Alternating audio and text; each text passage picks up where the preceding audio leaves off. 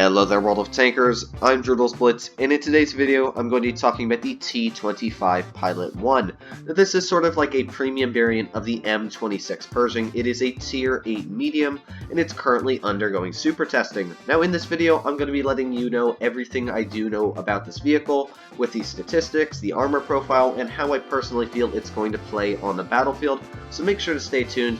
But of course, this tank is undergoing super testing, as I just said, which means that all these statistics on this tank could be subject to change, whether this vehicle performs too well or underperforms in the current matchmaker. So with that aside, I'm going to be getting straight into these statistics.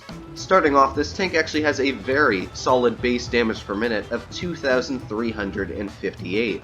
With its standard pen of 192, it's definitely not great, but it's easily going to be able to penetrate any medium tanks you are coming up against. Even vehicles like a Mod 1, you should easily be able to overmatch their upper plate with shell normalization and everything else put into effect. Now, of course, you're not going to be able to penetrate through tanks like a VK100 through the front, but really, if you're looking at the front of a VK100, you're probably putting your tank in the wrong spot. And of course, it does have some very nice premium rounds at 243mm of pen, which is even going to get through vehicles like an ST1 in the lower plate, so it should have plenty of pen to pretty much get through any of the opponents you are coming up against with a little bit of precision. Moving down to the gun handling statistics of this tank, you'll also notice they are really good values. With a base aiming time of 1.72 seconds, you're easily going to be able to aim in on your targets, not really mattering how far away they are, because especially the tank has really good dispersion values at 0.308. Dispersion factors while moving, rotating the tank after shot are also very good. And after shot dispersion values for this type of tank are really important because it only has a 5.73 second reload. So if you're running a tank that has really bad dispersion values as soon as you shoot, by the time you're reloaded, you're still aiming in, and that's something that you really don't want to have. So this tank really doesn't have to worry about that. As well, comes with 10 degrees of gun depression, which is going to make it very flexible on pretty much all terrain, which is something that's super important, especially for dominating ridgelines in a medium-type tank.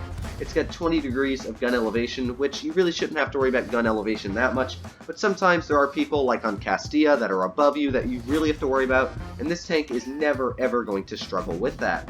And with the turret traverse speed of 54.67 degrees a second, you're easily going to be able to turn the turret, snap people on a dime, and especially with all those amazing dispersion factors, you're really not going to have to worry about it blooming that much.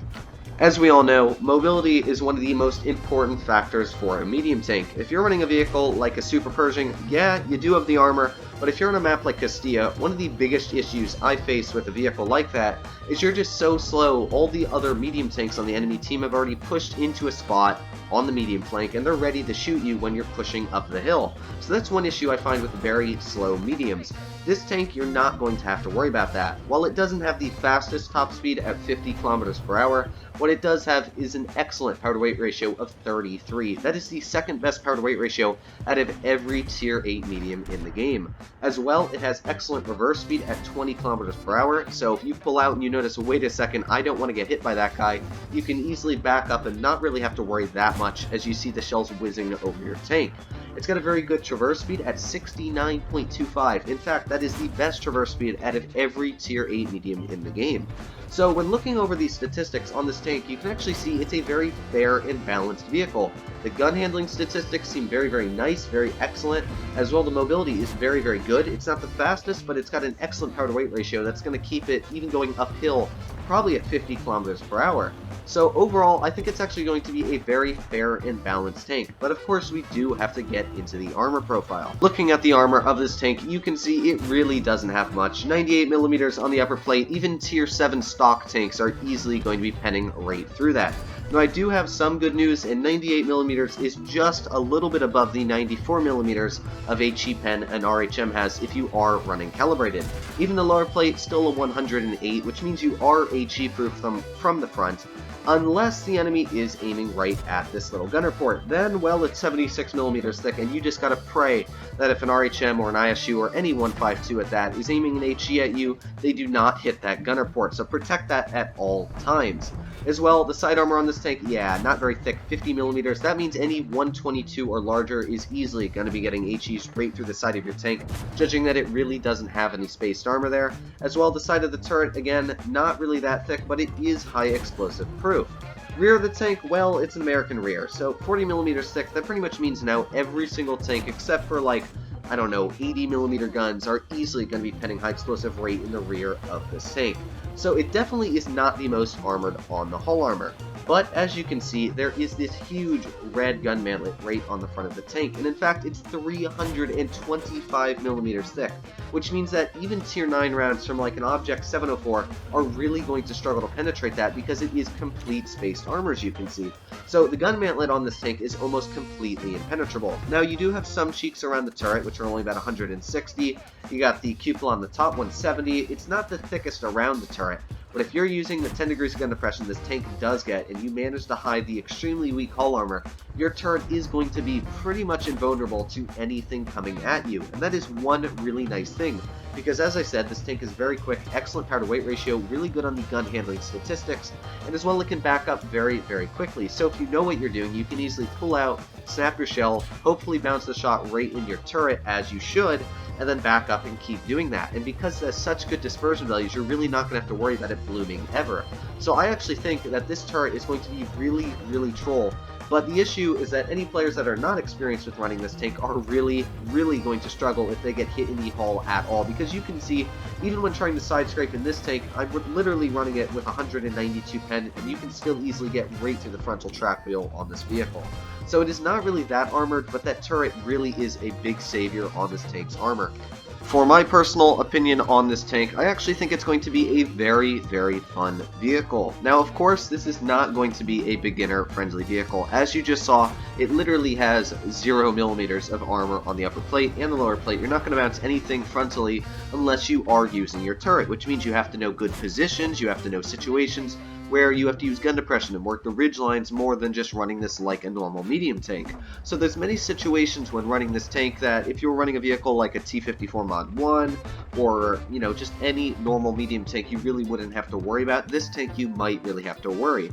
So I definitely feel for newer players this tank is going to be a very large struggle. But if you are an experienced player and you know what you're doing, I honestly think that this tank is going to be very, very fun. Now, I'm not a huge fan of the lower alpha tanks, but because it has such a nice turret, I actually think that I'll probably enjoy playing this tank as well. So let me know what you guys think about that in the comments down below. Now, on to the question of, is this tank going to be in crates? My personal opinion is I do not think it's going to be. The SU in 30 PM is going to be in crates. We do know that, sadly. The event was only for Asia. Because the SU is already in crates, and that has been confirmed, I really don't think that this one is going to be in crates, especially with the addition of so many American premiums right now. We have the T54E2, the Tier 8 American Heavy. We've got, of course, the one I just talked about, the T25 Pilot 1, and then we have the Eagle 7. There are so many American premiums right now, I definitely don't think that this one is going to be in crates. I do feel that the T54E2 will, but I don't think this one is. Probably around 15,000 gold, maybe 17.5 with full equipment, camouflage, everything like that. So let me know what you guys think in the comments down below if you agree with that or you have proof to change my mind otherwise. But I really do hope that it does not come in crates. I really wish Wargaming would just set a fixed price of every tank that first comes into the store, unless it's like some ridiculously overpowered tank that needs to be managed. This tank definitely is not going to be overpowered. The way it looks currently seems very balanced. It's got very good gun depression, it's got an excellent gun penetration values, everything like that. It's very balanced as it looks for me statistically as it should play in the battlefield as long as you know what you're doing. And because of that, I feel that less experienced players will not buy this tank as long as they watch videos and they realize, hey, I'm not going to do great in this tank, and people that are experienced will be the ones that end up picking up this vehicle. So putting it in crates, in my opinion, is sort of like putting the Sheriff in crates the first time. It's kind of pointless because nobody bought the tank. In my opinion, Wargaming lost money on the Sheriff in putting it in crates if they would have just sold it for a $50 price tag. So I'm not too fond of crates, especially because I like to buy the tanks on my main account. I do have a CC, but the main reason I want to have a contributor account is just so I have the ability, when I do sign an NDA eventually, to make videos on a tank like this 2 days before it comes into the store. I think that's how early they get them, 2 days, so they get time to play them, any CC. They make their video, and then they post it the day it is released. So it's easier for me not only to get the video out before, so I don't have to stress about it the first day it hits the store, being like, oh my god, I didn't even know this tank was coming out, Not only do I have to not worry about that if I get an NDA, but at the same time, it's just easier for you guys because you can check on my channel right in the morning and knows, hey, he's already got a video, just like me see, or something like that. You don't have to wait till 6 in the afternoon for me to post my video after I'm done with work or something like that. So it's definitely easier for me, and it's a lot easier on you guys. But with that all said, I hope you're all well, happy, and rested out there, and I hope to see you in one of my next videos. Make sure to subscribe if you haven't already, and other than that, I'll see you in the next one.